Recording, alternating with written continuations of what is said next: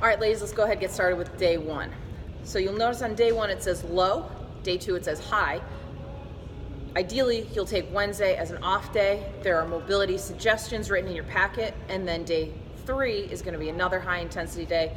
Number 4 is a lower intensity day. Does not mean that you pick up lighter weights. What that means is overall total body, your central nervous system is probably taking on a little bit less stress on days 1 and 4 because barbell RDLs and barbell back squats are much higher CNS stress. Okay, so that's kind of what we're looking at.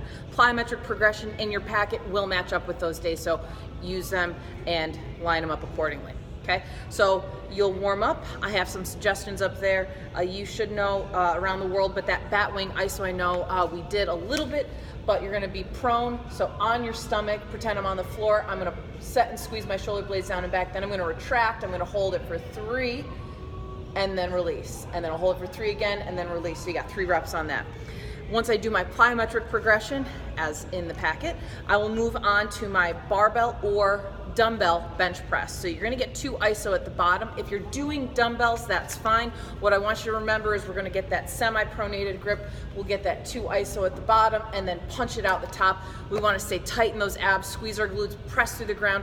If you use the barbell, that's fine. Just make sure those elbows aren't up. Remember, we wanna still pull back our shoulder blades and aim. If you have that terrier across your chest, that's what you want to be aiming for as you drop the bar to yourself.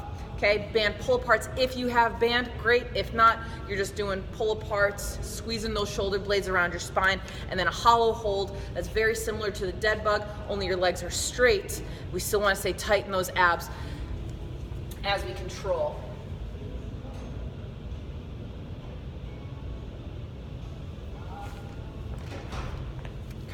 So that next tier, you ladies know kettlebell swing, we want to get that hinge and then drive those hips on and up by squeezing those glutes. The kettlebell's just along for the ride, so we really want to get that momentum by the force that we're creating with our backside. All right, and then those back elevated glute bridge, you have single leg on that, add weight by holding the weight over your hips, and then those single arm dumbbell rows. As you row, we want to pull in towards those ribs. Okay, other hand is going to be on the bench.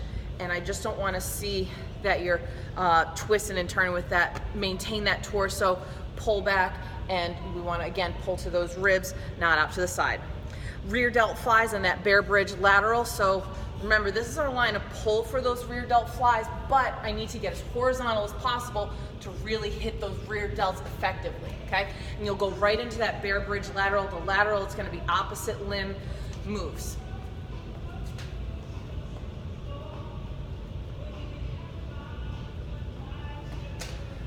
So you move 6 to the right, then 6 to the left. That should be continued. You should take a little break in between, but we want those 2 exercises back to back pretty effectively, okay? When you move to the next tier, got body weighted step ups and that quadruped alternating extension, seated crunches.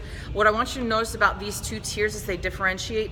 Remember that C tier, you're doing 5 times through, all right? And this one, you're only going 3 times. As you go with those body weighted step ups, we want to keep that marching in mind.